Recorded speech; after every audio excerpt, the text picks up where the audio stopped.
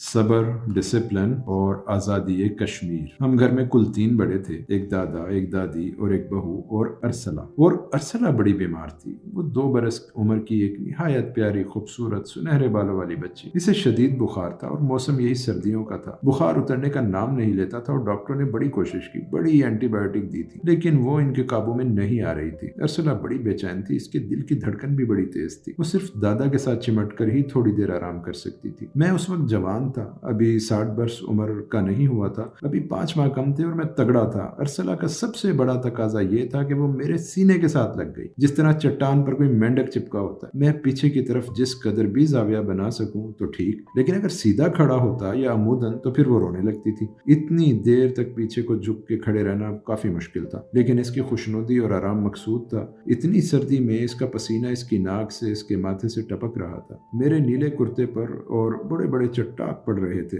اور مجھے پتا چل رہا تھا کہ یہ میرے کرتے کا رنگ کچا ہے۔ جب بھی قطرہ گرتا مجھے اور تکلیف ہوتی، اور دوسرے اپنے کرتے کی بھی کہ اس کا رنگ ٹھیک نہیں ہے۔ اس کیفیت سے ہم گزر رہے تھے۔ رات کے وقت میں نے اپنی بیوی سے کہا کہ میں ایسی کرسی پر بیٹھتا ہوں جس کی ڈھو سہارا ذرا سلانٹ ہو تو ارسلہ اسی طرح میرے سینے کے اوپر آرام سے لیٹی رہے، کیونکہ وہ اپنی ماں پر اعتماد کرتی تھی، نہ اپنی دادی کے پاس جاتی تھی، اپنے بستر پر نہیں لیٹتی تھی۔ آپ ایسا کریں کہ میں کرسی پر بیٹھتا ہوں اور مجھے ٹی وی لگا دیں اور اس کی آواز بند کر دیں۔ تصویریں گزرتی رہیں گی، میں دیکھتا رہوں گا اور میرا دل لگا رہے گا۔ اس زمانے میں ٹی وی رات کے 12 بجے تک چلنے لگا تھا۔ وہ وقت بھی گزر گیا اور میں اور ارسلہ ایک کمرے میں بیٹھے رہے۔ میری بیوی بڑی پریشان تھی اور ارسلہ کی ماں بھی۔ میرا بیٹا بھی بار بار آتا اور کہتا کہ ابو آپ کو تکلیف ہو رہی ہے۔ میں نے کہا مجھے اپنی تکلیف سے زیادہ اس کی تکلیف کا خیال ہے کہ میں اس کی کیسے مدد کروں کہ اس کی تکلیف کسی طرح سے ذرا سی کم ہو جائے۔ اور مجھے دکھ اس بات کا تھا کہ میں اپنے عہد کا بڑا لائق آدمی تھا، لائق پڑھائی لکھائی کے اعتبار سے نہیں، میری ہابی بھی تھی کہ میں مشینوں کے ساتھ کھیل سکتا تھا۔ اس عمر میں اپنی گاڑی کا تیل گھر پر بدلتا،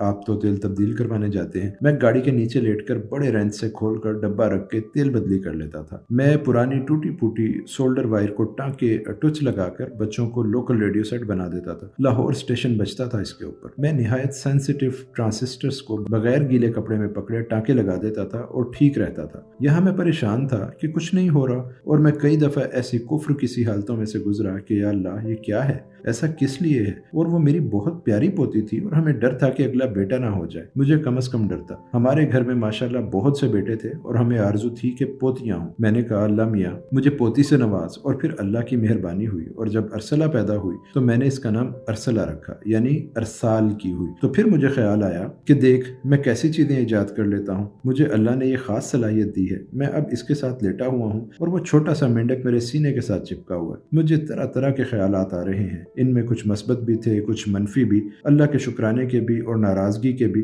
عجیب و غریب خیالات، اور اس کی کیفیت ٹھیک نہیں ہو رہی تھی۔ مجھے یاد آیا جب میں روم میں رہتا تھا اور میں یونیورسٹی جاتا تھا تو صبح ناشتے میں ہر روز ایک چیز سینڈوچ لیتا تھا۔ وہ 5 روپے کا ملتا تھا اور چائے میں اپنے کمرے میں بنا لیتا تھا۔ وہاں چائے کا رواج نہیں ہے، کافی پی جاتی ہے۔ میں نے محسوس کیا کہ 5 روپے کا تو بڑا مہنگا ہے، اس میں تھوڑا سا چیز اور 2 سلائس ہوتے ہیں، اور وہاں میرے پاس کوئی ایسی چیز نہیں تھی کہ جس سے میں ہر روز سستے بھاؤ ایک سینڈوچ تیار کر سکتا۔ میں نے ایک دن یوں کیا کہ وہاں سے 2 سلائس لیے، 8 آنے کے 2 سلائس اور 8 آنے ہی کا تقریباً چیز کا ٹکڑا بھی لے لیا اور اوپر کمرے میں آ گیا۔ میں ٹھنڈا کھانے کا عادی نہیں تھا، گرم کھانے کی عادت پڑی ہوئی تھی۔ میں نے کہا کہ اسے گرم ہونا چاہیے۔ میں نے اسے اس جگہ کے اوپر رکھا جہاں میں اپنی ٹائی اور سوٹ استری کیا کرتا تھا۔ میں نے استری گرم کی اور اسے ان سلائس کے اوپر رکھا، جس سے بہترین چیز سینڈوچ تیار ہو گیا، اور اب وہ مجھے 1 روپے کا پڑنے لگا۔ آپ کو بھی بتا دوں کہ استری سے چیز سینڈوچ بڑا اچھا بن جاتا ہے۔ جب میں نے یہ بات سوچی تو میں نے کہا میں ارسلہ کی مدد کیوں نہیں کر سکتا، اور اس کے ساتھ ہی چونکہ میں ٹیکنیکل چیزوں کے ساتھ بہت وابستہ تھا،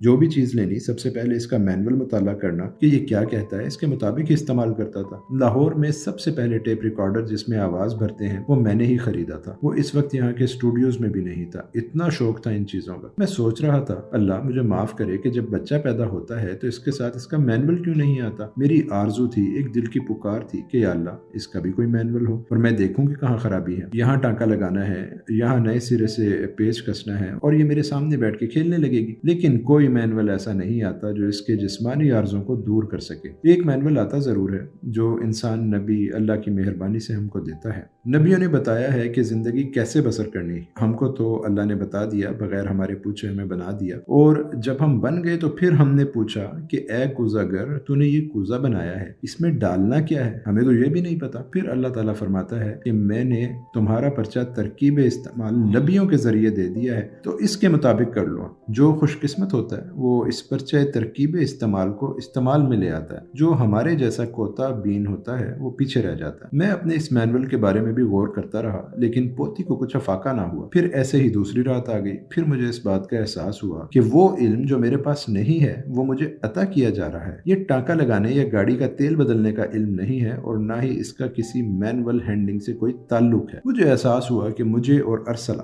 دونوں دادا پوتی کو ایک صبر کی تلقین کی جا رہی ہے کہ صبر کیا ہوتا ہے اور گزر سکتا ہے اور اسے کیسے گزرنا چاہیے۔ اس میں غصہ بھی آتا ہے، آدمی چڑھتا بھی ہے اور وہ کہتا ہے وائی می۔ میری پوتی جب کسی سے چڑھتی ہے تو کہتی ہے دادا وائی می۔ میری پوتی نے تیزی بلکہ بہت ساری تیزی کو اپنا لیا ہے، لیکن صبر ان کو ڈسپلن سکھاتا ہے اور یہ کس طرح سے انسان کو ادب کی تعلیم دیتا ہے اور ایک ایسی ترکیب میں سے گزارتا ہے کہ وہ ڈسپلن کی جانب آتا ہے۔ میں آپ اور ہمارا ملک اس لیے پسماندہ ہے کہ ہم میں ڈسپلن نہیں ہے، ہم منظم نہیں ہیں۔ کیا نام ہے ٹورنٹو ریڈیو کی بہت خوبصورت آواز، ہاں یوری اینڈریو نامی اناؤنسر ہے، وہ مسلمان ہو گیا۔ جب میں کینیڈا میں تھا تو میں نے اس کا ایک کیسٹ سنا، وہ بہت حیران ہے۔ کہتا ہے کہ وہ سورہ روم سن کر مسلمان ہوئے، جس میں ہے کہ دنیا نے یہ کہا کہ ایران فتح ہو گیا اور ایران فتح بھی ہو گیا تھا، لیکن اللہ کہتا ہے یہ غلط ہے، رومی ہارے نہیں فتح یاب ہوئے، اور تاریخ بتاتی ہے کہ 6 دن کے بعد ہی پاسا پلٹ گیا اور رومی فتح یاب ہو گئے۔ یوری کے دل پر بھی کچھ ایسی گزری کہ وہ مسلمان ہو گیا۔ خیر،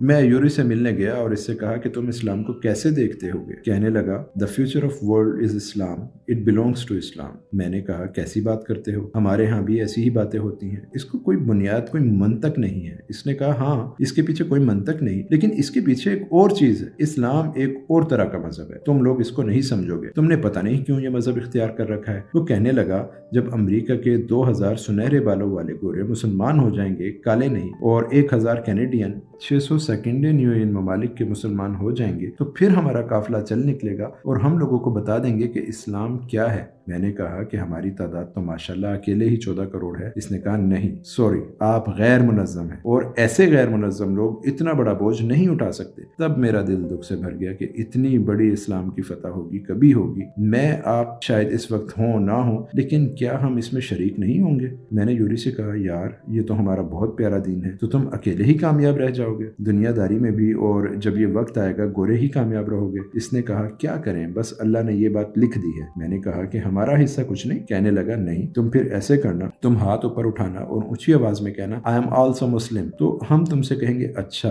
جلی بستر اٹھا کے پیچھے پیچھے چلتے آؤ، تم سے ہونا تو کچھ نہیں، ڈسپلن تم میں نہیں، تم ناچ سکتے ہو یا رو سکتے ہو، یا قتل کر سکتے ہو یا قتل ہو سکتے ہو، اللہ صبر سکھاتا ہے۔ میں نے اپنے طور پر محسوس کیا ارسلہ بڑی ہو گئی ہے اور اب تو ماشاءاللہ وہ 18 برس کی ہے، وہ نیوکلیئر فزکس کی بڑی اچھی طالبہ ہے، اور میں اس سے کہتا ہوں اللہ کے واسطے یہ نیوکلیئر فزکس نہ پڑھ، تمہیں پکڑ ہی نہ لے۔ بہرکیف یہ ایک تیسری بات ہے، وہ کہتی ہے نہیں دادا یہ مجھے بہت پسند ہے، ایک صبر ہوتا ہے جو مجبوری کا ہے کہ کیا جاتا ہے، ہاں ٹھیک ہے جی، خیر کوئی گل نہیں، اللہ نے کیا تھا پھر صبر ہی کر لینے ہیں۔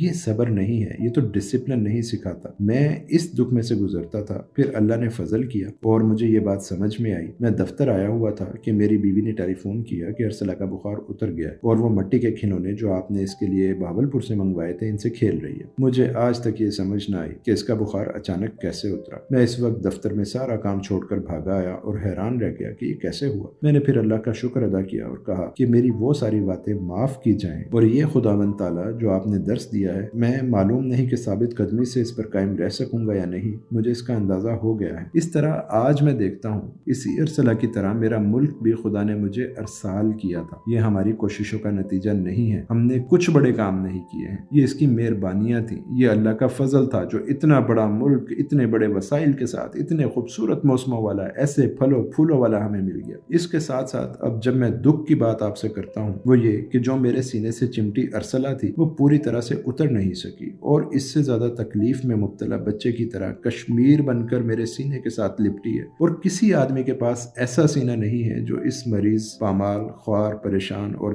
درد مند کشمیر کے لیے اپنا سینہ پیش کر سکے اور اس مشکل میں سے گزر سکے۔ آپ یقین نہیں کریں گے کہ کشمیر آج से दुखों में नहीं गिरा। ये बड़े तवील अरसे से डोगरा राज के ज़माने से तकलीफ़ें सहता चला आ रहा है। हमने इसके साथ जिस कदर मोहब्बत करनी थी वो हम कर नहीं सके हैं। ये ज़रूर है कि हमने इसके लिए दर्द महसूस किया, लेकिन जिस तरह से एक दुखी दादा अपनी अरसला के लिए महसूस करता है या करता रहा है, वैसे हम नहीं कर सके। बड़ी आरज़ू ये है कि सियासतदान और लीडर वो तो ऐसी मोहब्बत अता नहीं कर सकते, वो अपने कुछ और कामों में लगे रहते हैं। लेकिन लोग अगर इज्तमाई तौर पर अपनी मोहब्बत को जमा करके अपने अपने घर बैठकर अपनी अपनी दिल बस्तगी के साथ इस कश्मीर के लिए दुआ ही करें तो बहुत कुछ मुमकिन है हो जाए। हमारे पास इतना वक्त ही नहीं बचता। हमने अपनी अपनी ज़िंदगी, सारी तवील ज़िंदगी में किसी रात कभी 9 बजे बैठकर खाली इस कश्मीर के लिए दुआ नहीं की। जहाँ पिछले 10 बरस में 1000 नई कब्रें बन चुकी हैं, तो इस पर कुछ गुजरी है ना, कुछ हुआ है। हम जज्बाती, रूहानी, नफ्सियाती और कल्बी असर यकीनन डाल सकते हैं, और जब हम सब मिलकर ऐसा करेंगे अपने खाली लम्हात में, तो मैं